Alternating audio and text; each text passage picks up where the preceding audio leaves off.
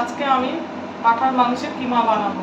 কিমা আমি নিয়ে নিয়েছি, আলু দেবো, আলু নিয়ে নিয়েছি, পেঁয়াজ রসুন আদা এগুলো নিয়ে জন্য দেখুন তেজপাতা, শুকনো লঙ্কা, এলাচ, দারচিনি, লবঙ্গ নিয়ে নিয়েছি। আমি কড়াটা আমার গরম হয়ে গেছে, এর মধ্যে আমি তেল দিয়ে দেবো।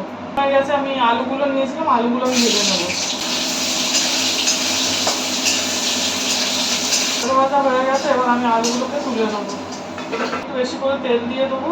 এবার এই ফোড়নগুলো কড়ার মধ্যে আমি দিয়ে দেবো। মিক্সিতে আমি পেঁয়াজ আদা বেটে নিয়েছি, রসুন এগুলো এর মধ্যে এবার দিয়ে দেবো।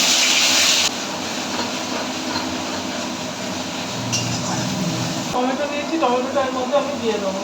ধনে গুঁড়ো, জিরে গুঁড়ো, হলুদ গুঁড়ো, লাল লঙ্কা, কাশ্মীরি মির্চ আর একটু গরম মশলা নিয়েছি, এগুলো আমি একসঙ্গে একটু গুলে দেবো। সব একসঙ্গে গুলে নিয়েছি, এবার এগুলো ওর মধ্যে দিয়ে দেবো।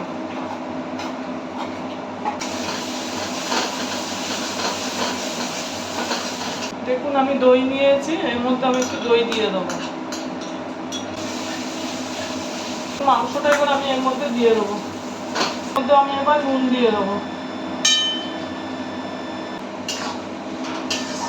কিমাটা আমার হয়ে এসছে, পাশ থেকে তেল ছেড়ে দিয়েছে।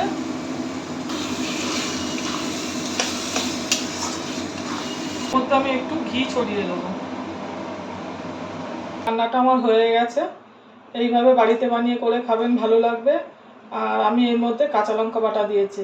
আর আপনারা আমার চ্যানেলটা লাইক, সাবস্ক্রাইব আর শেয়ার করে দেবেন।